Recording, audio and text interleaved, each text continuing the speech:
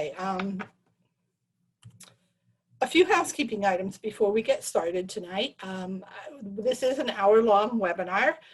We do ask that if you have a lot of different screens open on your computer, that you shut those down, especially if you're doing anything with streaming or with of either audio or video, because those will just make for a less positive experience for you. And if anyone else in your household is streaming music and you're sharing the Wi-Fi, it might be a good idea to ask them to turn that off for the duration of the webinar.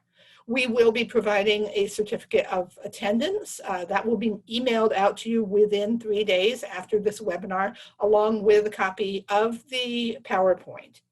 And we are recording tonight's webinar, so it will be available for viewing on our website at a later date.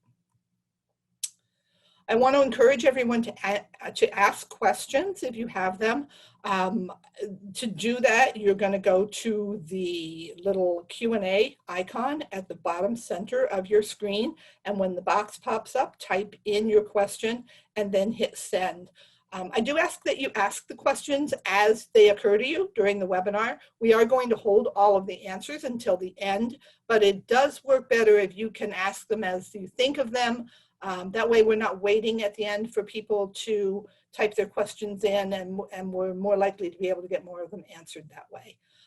Our program assistant, Mary Mavison, is also here on this webinar with us. You can't see her, but she is lurking in the background, and she's here to answer any kind of technical questions you might have. So you can ask those also through the Q&A icon, and she will answer. She will try to help you immediately with those types of questions. Just to avoid any confusion, we have disabled the chat feature, so you won't be able to use that.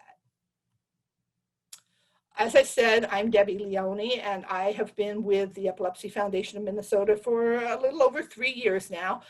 Most of my time at EFMN is spent talking to people in the epilepsy community, providing support, offering information and referrals on just a really wide range of topics that are related to seizures and epilepsy. So it's possible I may have spoken to you at some point if you ever called into our information services department. Our objectives for tonight are first to recognize the challenges that people with epilepsy face in the job market. And we know that there are challenges, so we want to kind of face those head on and make sure you recognize what those are.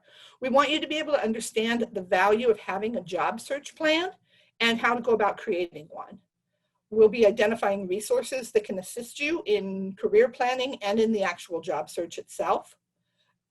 Hopefully by the end of this webinar, you'll have some ideas on where to find job openings, and you'll learn some strategies for a successful job search. I want to start out with a poll question first. I know that people are at various places in their job situation, and maybe you're employed, maybe you're not employed, maybe you're looking for work, maybe you're just attending this webinar because you want some additional information that you might be able to use in the future. So Mary, if you could put the poll question up. What I'd like everyone to do is just choose which of these best describes your current employment status, or if you are not the person with epilepsy, if you're attending this webinar because you're trying to help someone who is job hunting or maybe in the future, pick what applies to their current job status. And after you've chosen it, if you could then, I believe that you need to hit a button. I'm not seeing it on mine, but okay, it looks like everyone has voted now. So Mary, if you want to take that down and share the results. So it looks like everyone here has been employed in the past, but is not currently working, and is currently looking for work. So that's good to know, because I may put a little bit more emphasis on some things or avoid talking in depth about some things that would be more applicable to those who are looking for their first job. So it's good to know. Thank you for participating in that. And Mary, we need to take that down now. Okay. All right, so let's, I hate to do this, but we're going to start off with the bad news. And the reason for that is, we don't like to think about the challenges necessarily, but they're there. And if we don't face them and acknowledge that they exist, it's only going to make the job hunt harder. So first of all, when it comes to employment and epilepsy, the unemployment rate for people with disabilities in general is higher than for the general population. That's just a fact. For people with epilepsy, the rate is 2 to 3 times that of the general population. So 2 to 3 times more people who have epilepsy are unemployed than those who are unemployed who are within the general population and do not have epilepsy or any other disability. For those who have uncontrolled seizures, that number gets even higher. The unemployment rate may be as high as 50%. And even for those who are employed, people with epilepsy are often underemployed, meaning that they may be working in a job that doesn't make use of their education or of their skills, and they're working at a job that doesn't really fulfill what they would be capable of doing. Or they earn less than people who do not have epilepsy. And in many cases, that's due to being underemployed. So what are some of the barriers that happen for people with epilepsy? Well, the first one can just be the epilepsy itself can present a real barrier to employment. Seizures, especially if they're very frequent, can make it very difficult to either perform the functions of a job or to hold down a job if you're missing a lot of work.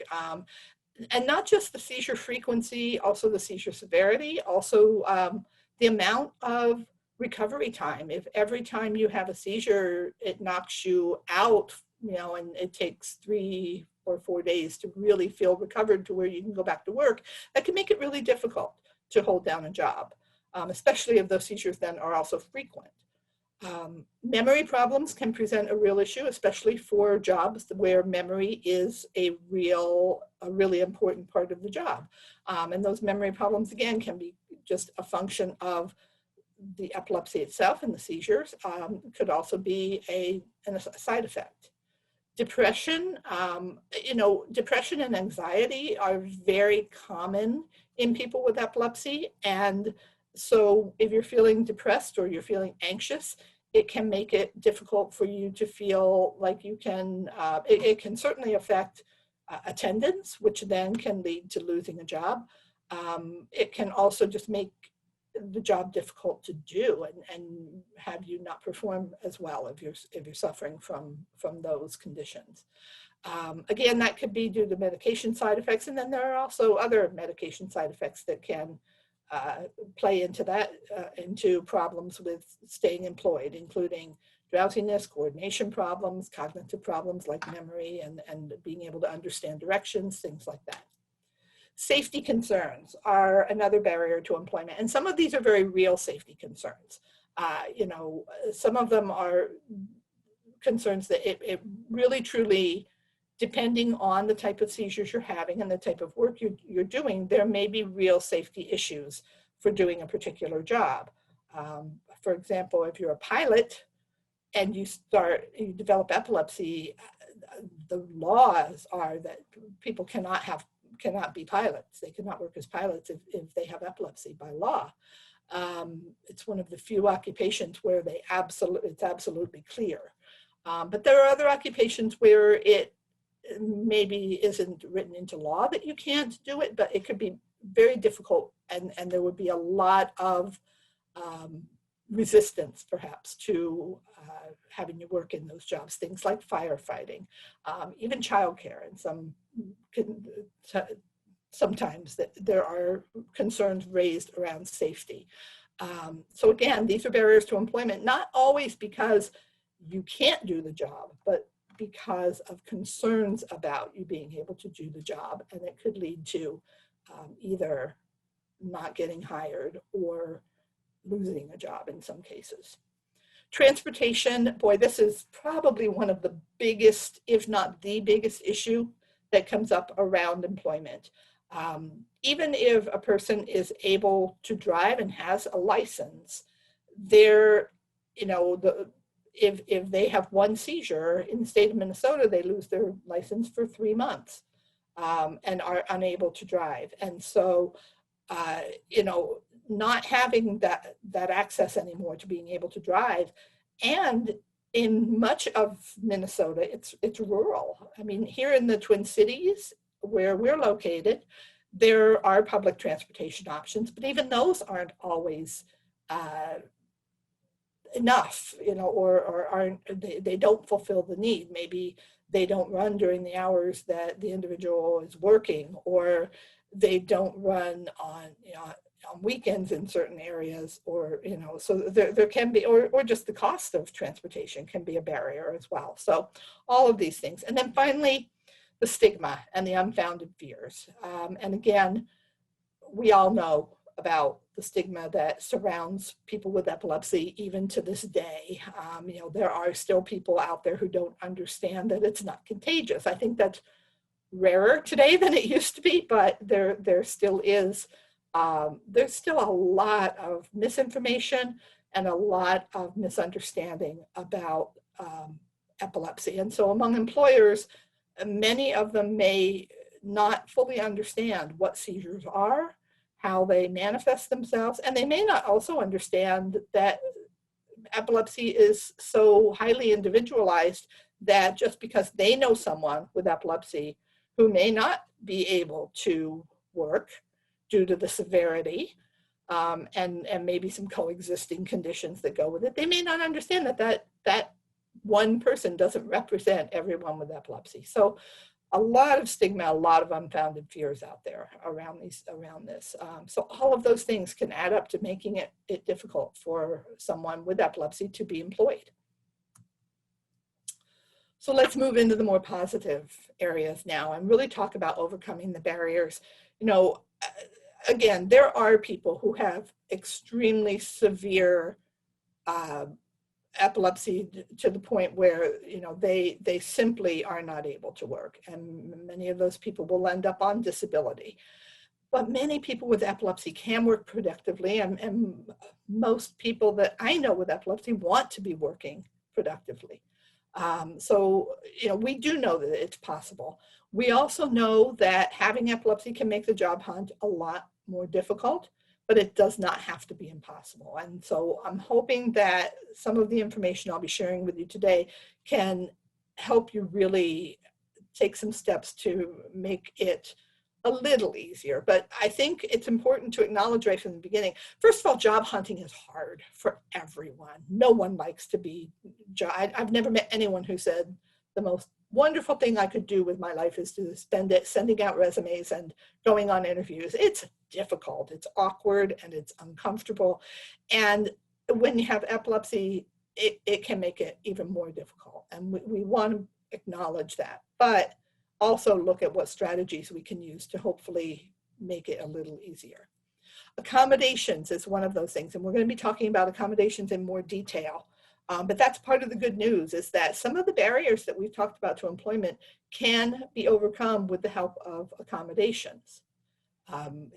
So, you know, you don't have to just say, well, I can't do this because I can't do this the way it's written in the job description or the way the employer thinks it you know, the way they've designed the job.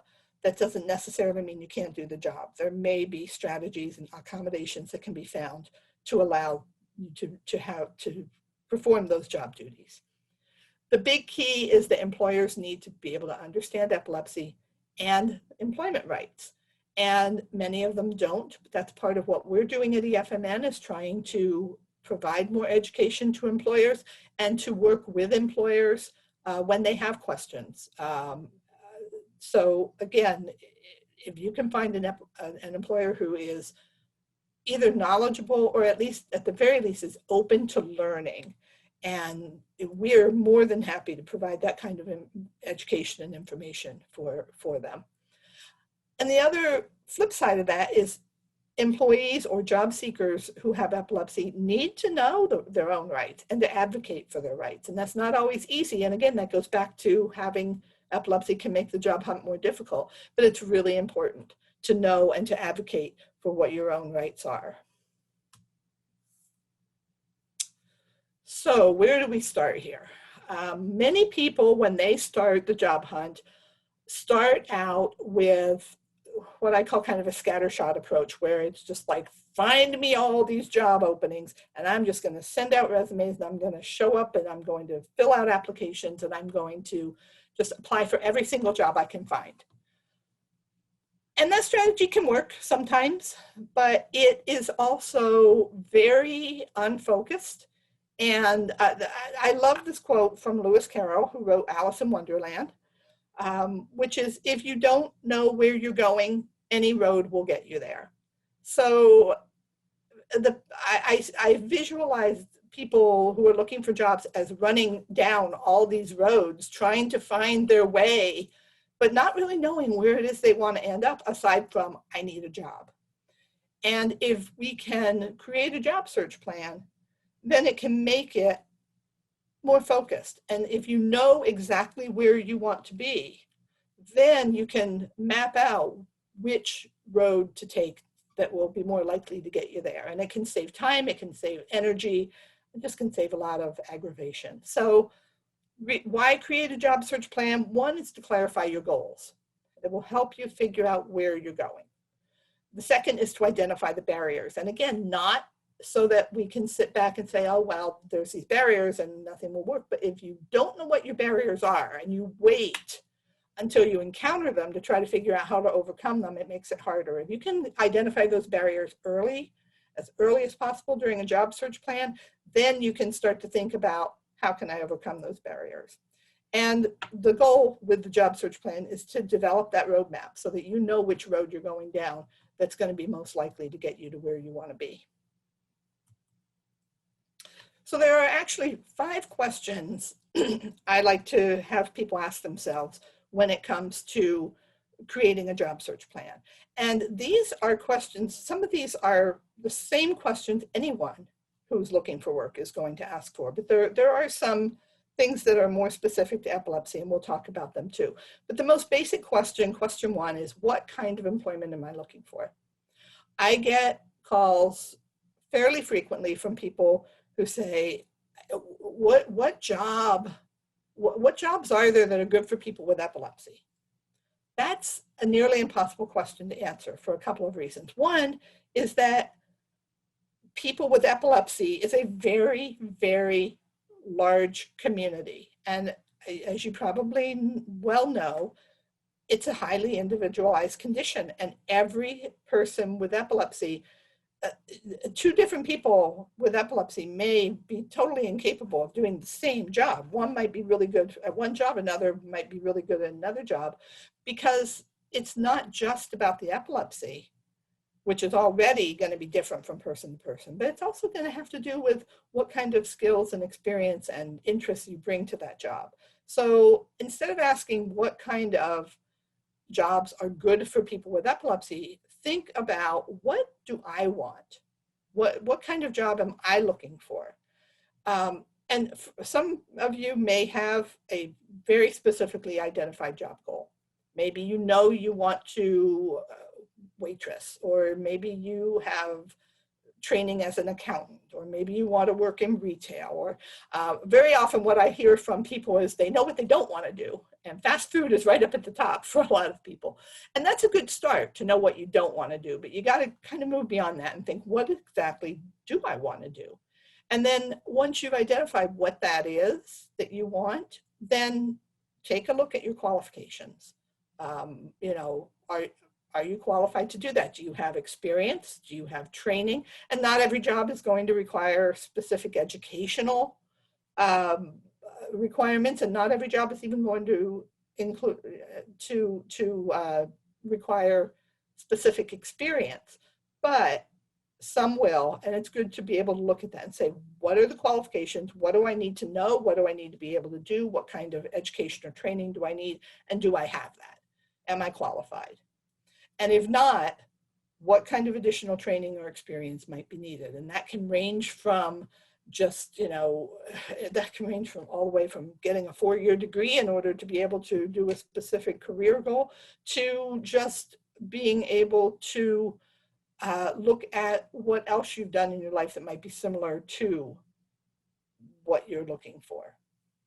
So again, take a look, see make sure you know what you need in order to get to that goal. Now, a lot of people will have a much less specific goal, and they're not sure. You know, when I ask them, they'll say, "Oh, well, I need a job." I say, "Well, what kind of job do you want?" And they really don't know. And that, that's common among people who don't have epilepsy as well, who are looking for jobs. So in that case, start looking at what are your skills. And very often here, I don't have any skills. There's nothing, I don't know how to do anything in particular.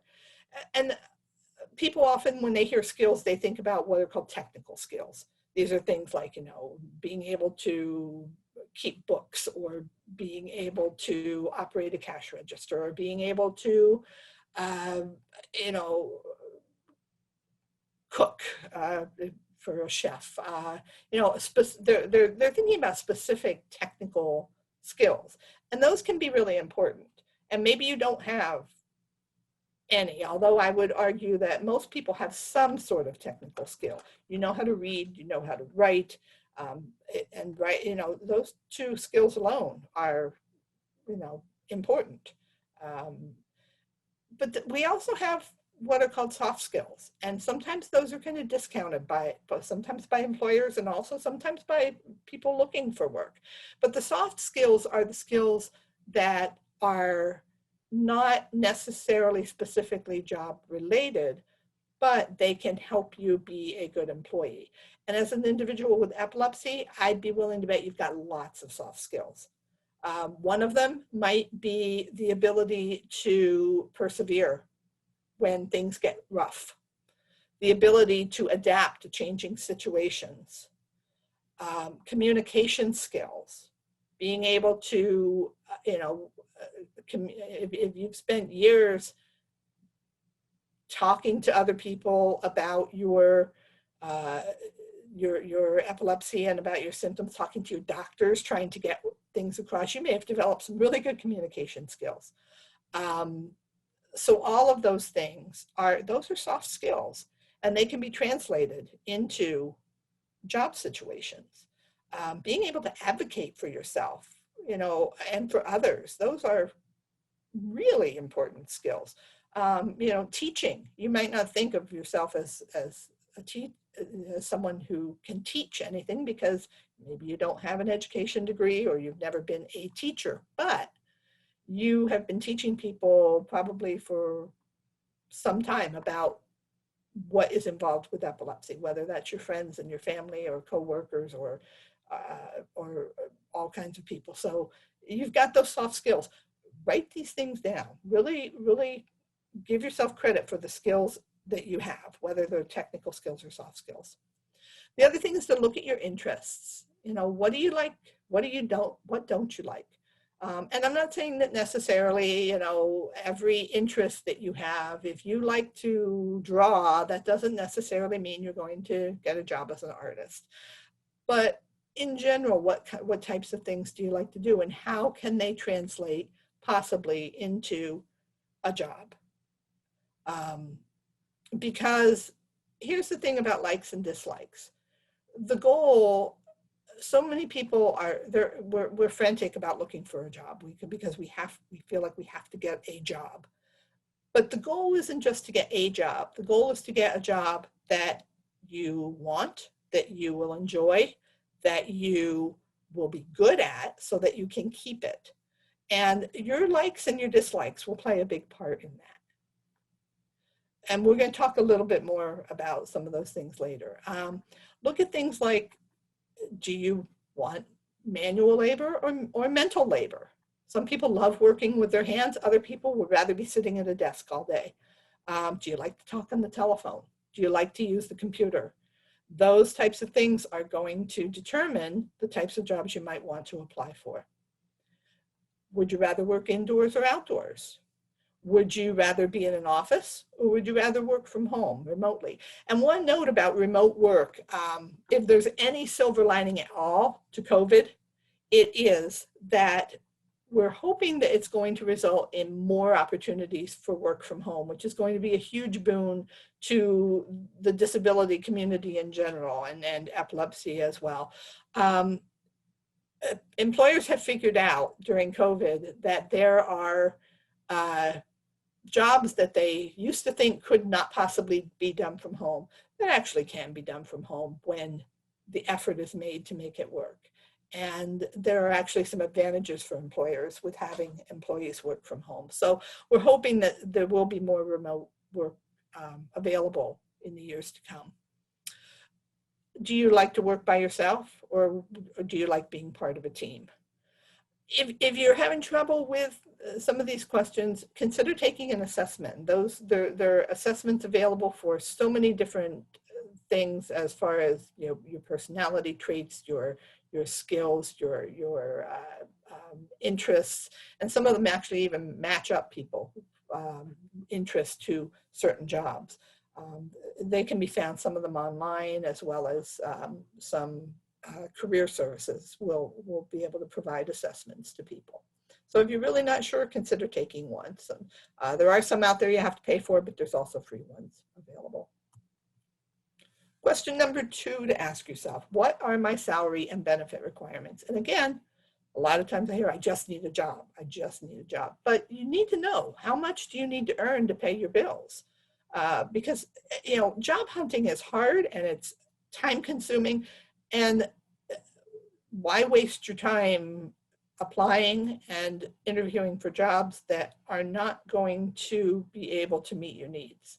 So know how much it is you need to earn. Also, your benefits. Think about the benefits and consider, if you are on disability or you're receiving other public benefits like Medicaid, you also need to consider the effect that working will have on those benefits. Many of those benefits have income limits. They may have asset limits. So, if you start to have too much in the bank, it can affect your public benefits. So you want to keep that in mind as you're looking for work. Is this a job that's going to, in some cases, if you can make enough to get off of disability and be able to get healthcare benefits, then that might be a great option. But really consider whether it is going to pay just enough to make you get rid of your benefits, but not enough to help you meet your expenses. So it's a balance. If you're going to need healthcare coverage from this job, first of all, make sure that the jobs you're applying for offer benefits, and really make a list of what your needs are. Who are your doctors? How often do you see them? What kind of tests, medical tests, might you need? What medications are you on? Will you need a mental health provider? Do you need dental care? All of those things are important to know, so that when you go into the job situation, you know that you're not going to have to change doctors, because the healthcare coverage is going to let you keep your doctor. And you need to ask for those details about the coverage before you accept a job. Now, you don't want to go into the first interview and say, hey, tell me, if your healthcare will pay for my doctor. That's not a great strategy at an interview. But if you've been offered a job before you accept it, and it comes with healthcare coverage, ask not just for a list of healthcare, because very often that's very general. Ask to see the actual summary of benefits that employees receive, that will tell you what the network is, and you can check the network to see if your doctor's in it. You can find out exactly how much you're going to have to pay in premiums, how much you're going to have to pay in co-pays and deductibles. So you want to check those things out and make sure, because part of keeping a job is having a job that is giving you what you need. And you don't want to accept a job and then find out that, oh, now I'm not going to be able to see my current doctor, or now I'm not going to have the health care that I need. Question 3, and this is a big one: how might my epilepsy affect my ability to work? So this is, again, looking specifically at and this is going to be very individual for each person. How often do you have seizures? When do they happen? Do they happen do they only happen at night? Then you're not going to want to apply for jobs that you're working a night shift. What are your seizure triggers? If your seizures are triggered by stress, then maybe you want to look for a job that is a slower pace or is less stressful than some others. If having an irregular sleep schedule always triggers seizures, then you don't want to be looking for a job where there's going to be a split shift where you have to constantly change your sleep schedule around. If your seizures are triggered by temperature extremes, you might want to avoid jobs that are outdoors or that are working in indoors where there's not adequate air conditioning or heat. And some warehouse jobs can be like that. Again, flashing lights. Are there flashing lights anywhere on the job that might trigger your seizures? Transportation. We talked about this a little bit before, and I want to bring it up again because you really need to think about, a lot of times people, especially if you currently have a driver's license and you're driving, ask yourself, if I were to have a seizure and I lost my license temporarily, how would I get to work? Are there public transportation options? Do I have friends and family who would be able to take me? Does my employer offer any kind of organized carpooling? Or some actually may have transportation available. Those are things to really ask yourself ahead of time so that you're prepared in case the worst were to happen.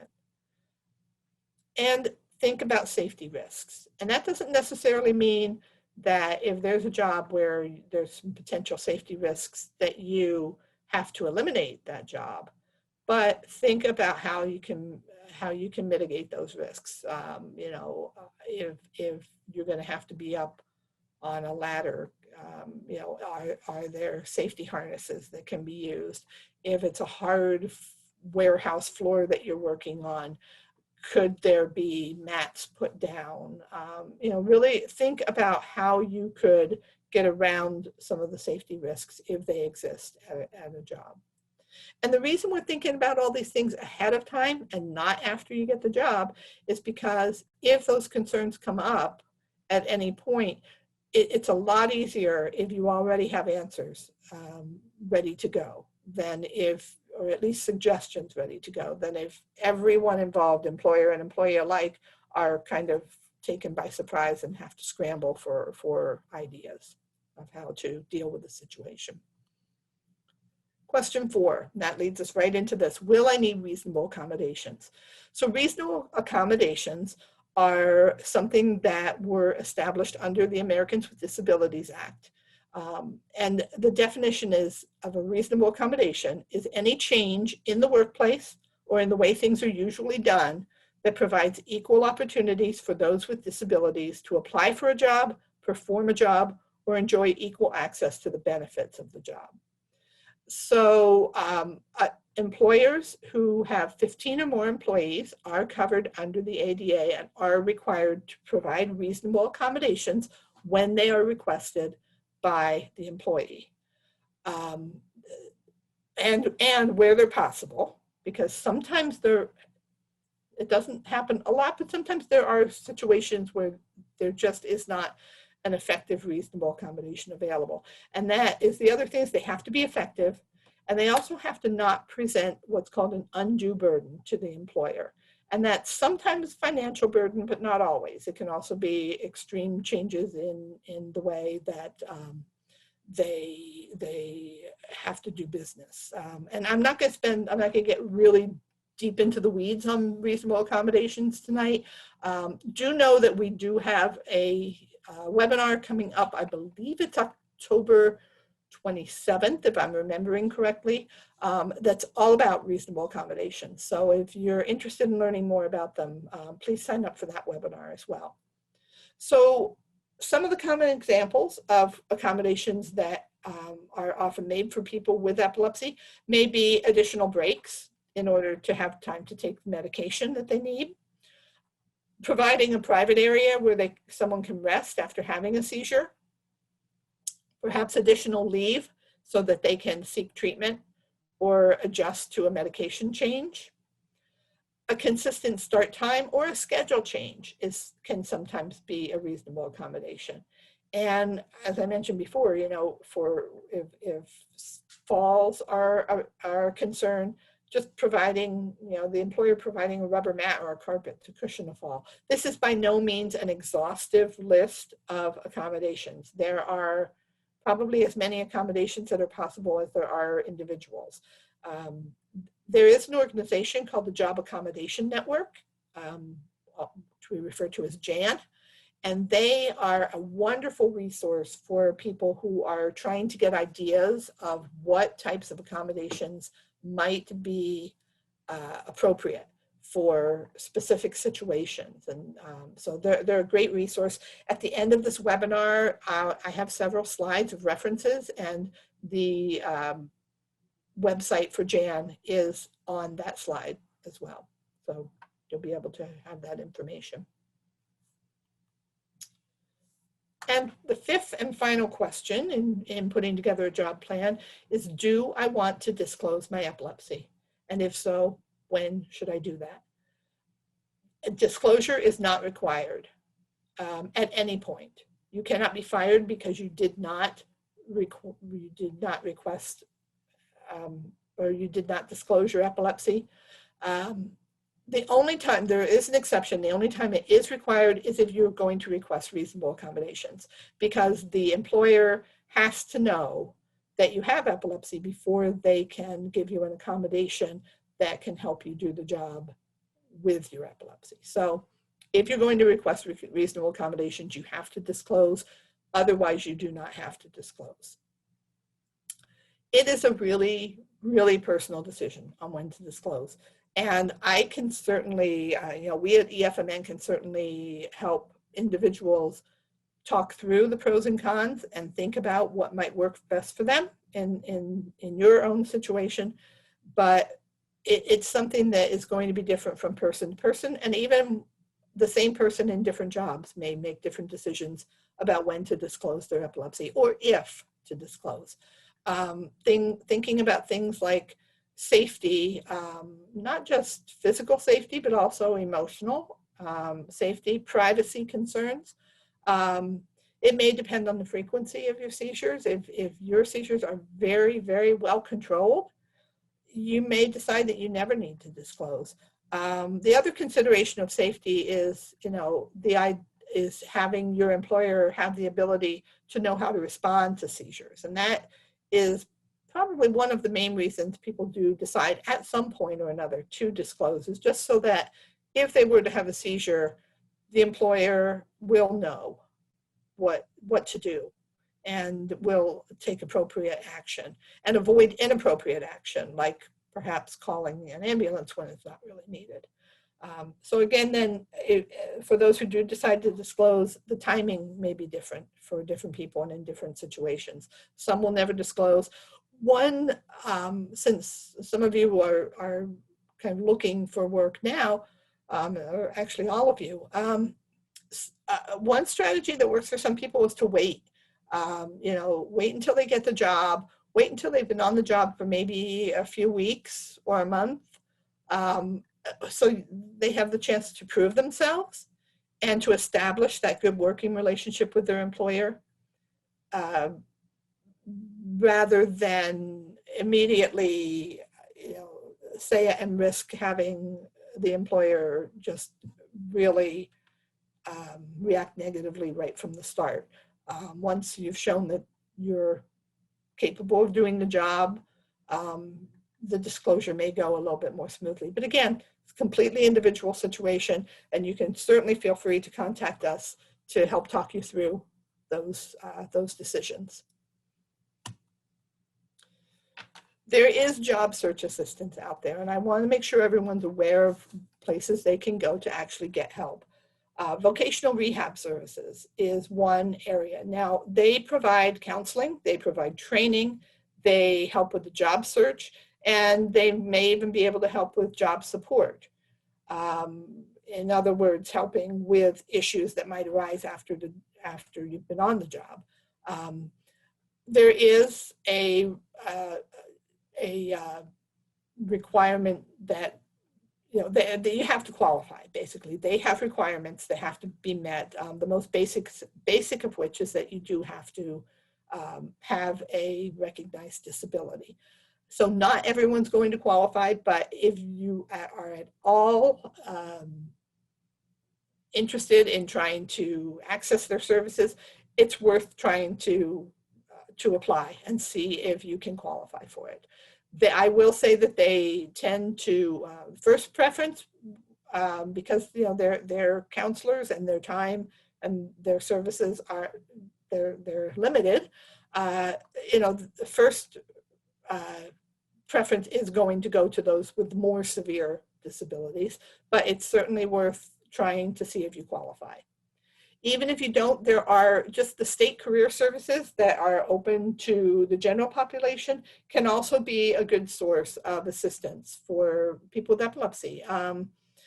In Minnesota, that's the career force offices, and they're all over the state. And again, in the references page at the end of this webinar, there are links to the career force to these web pages so that you can find the one that's nearest where you live. If you live in Minnesota, we also have the North Dakota one. In North Dakota, it's called Job Service. And again, these folks can provide career exploration. They can provide some of those assessments we talked about. They can help with the job search. They can help you develop your resume, and they can help you with interviewing skills. And their services are free. I will say that during COVID, I believe they are all still working remotely. So it would be telephone. I'm not sure if they're doing video right now, but they're certainly available to help over the phone. Another option is Goodwill. This is something a lot of people aren't aware of with Goodwill, but they have career centers, and they, again, can help with resumes and with job search and with interview skills. So whether you're working with one of these job assistance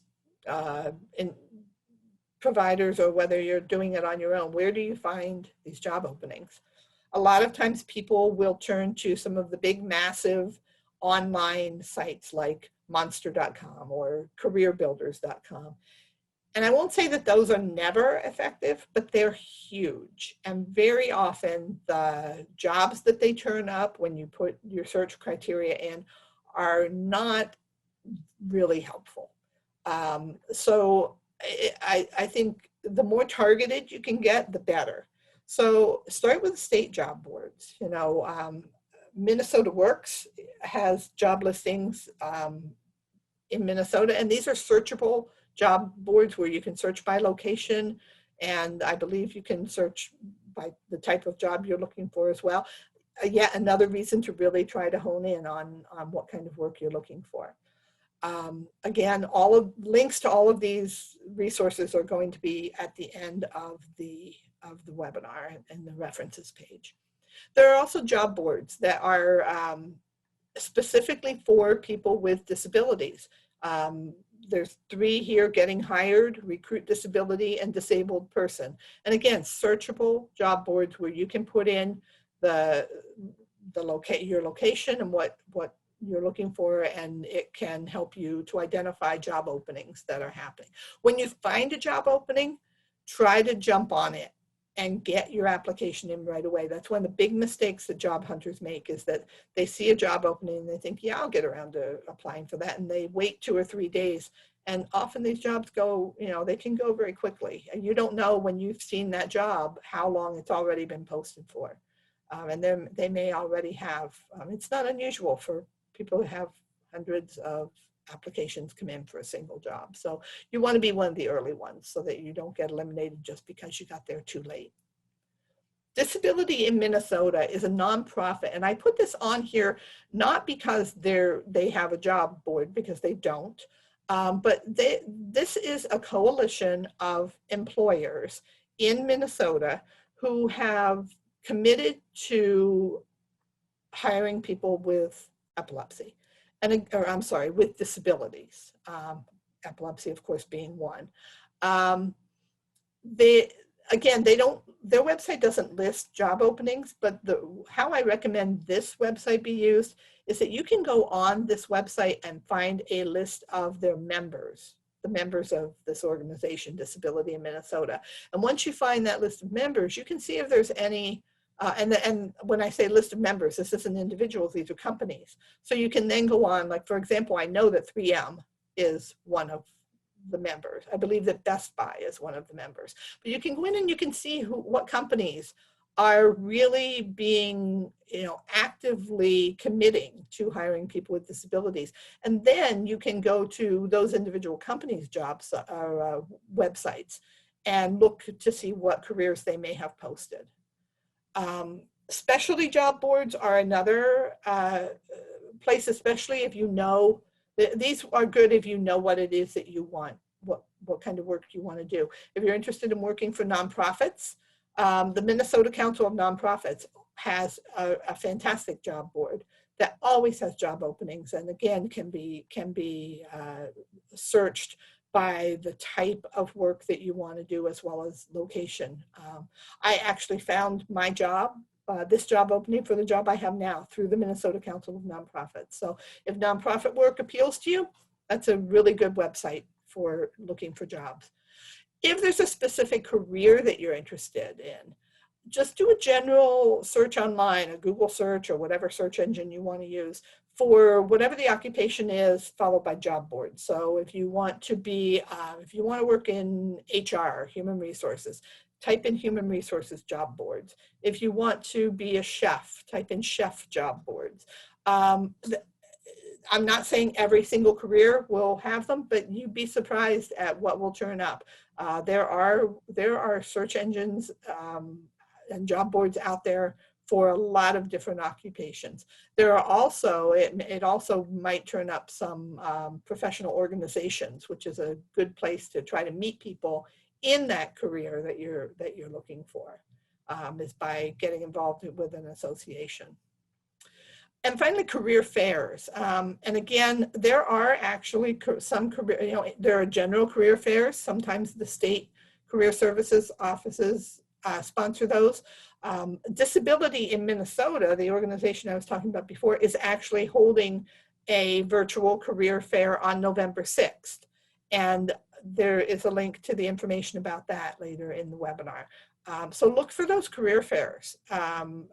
Again, these days, most of them are happening online, but there's still that opportunity to get out there because the employers who come to career fairs are those who are actually actively looking to fill jobs for the most part. So good options for looking for jobs.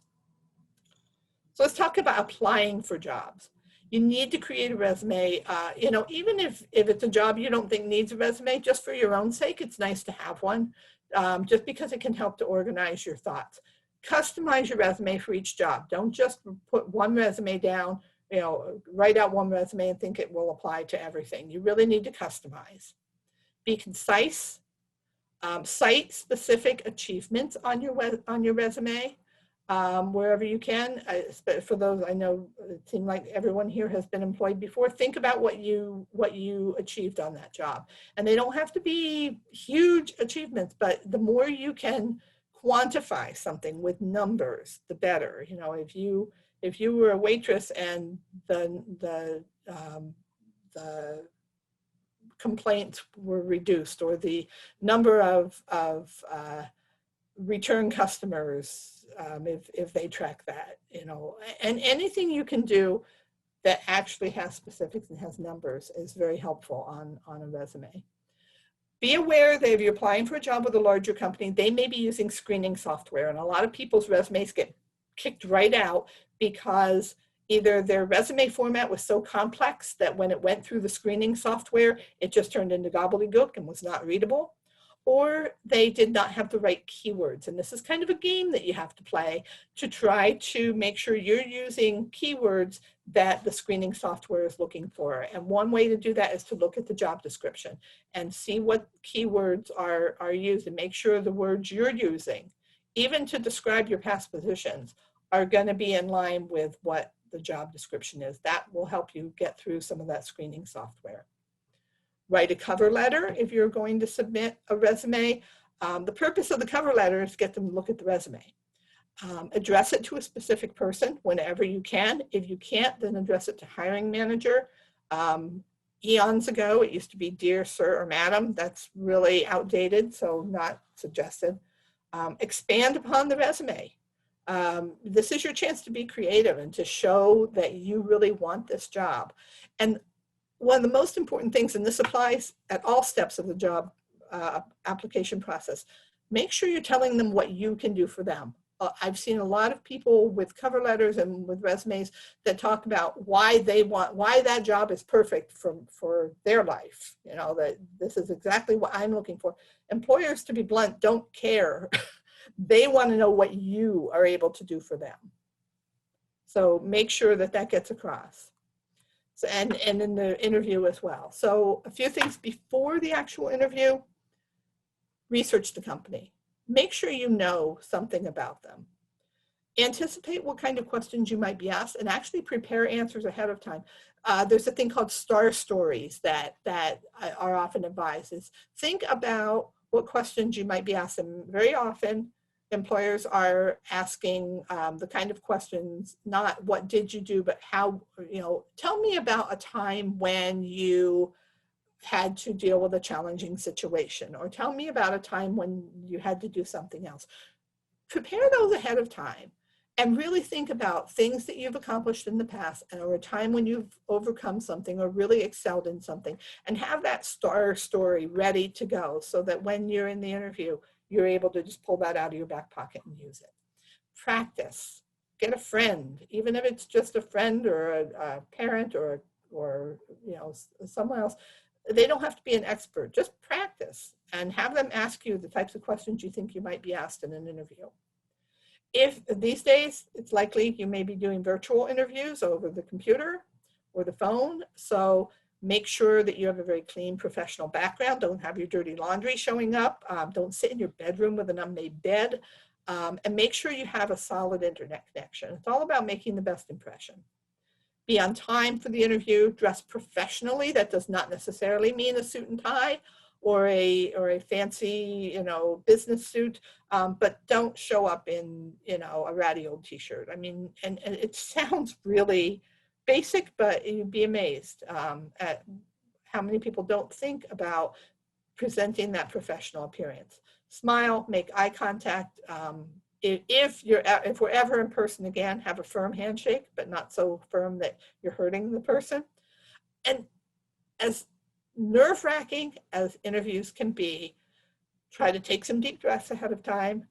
Try to be as confident and prepared and positive as you can. And remember that they actually want you to do well, because they're looking for, if you're their first interview and you do really well, that makes their job a lot easier. So, you know, try to remember, try not to look at it as some sort of adversarial relationship. You know, they want you to do well, you want to do well. Search strategies. Networking is the most important thing. Most people these days find jobs by finding out about them from other people in some way. So use your friends and family. Tell them that you're looking for work. Be specific about what you're looking for. Again, you've done that job search plan, use it. Let them know what you're looking for. If you have a resume, give it to them so that they are really clear. If your friends or your family members know of an exact opening and they know someone at the company, or it's a company they work for, when it's appropriate, ask them if they would recommend you for the job. There are actually many companies that have incentives for their employees who bring in other good new employees. So they may have something to gain from it. Don't feel like you're only asking for favors, because the other thing is be prepared to also help other people. Think about looking for and joining a job club or a job search or a job transition group. A lot of times these are at local churches, but you may be able to find them online.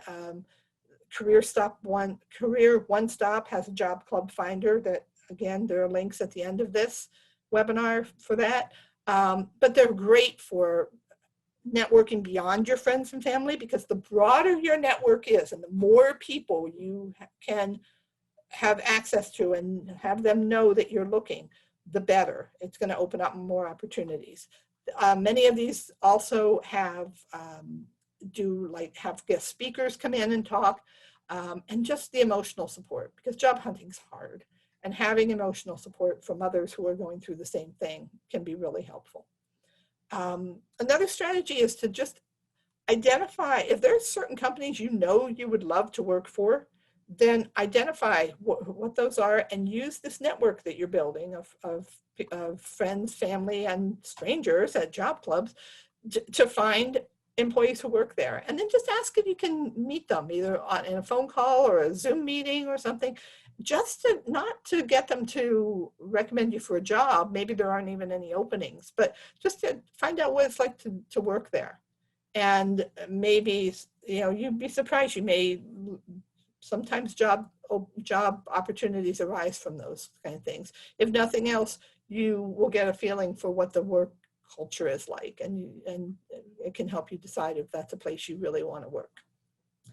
Social media is another strategy to use.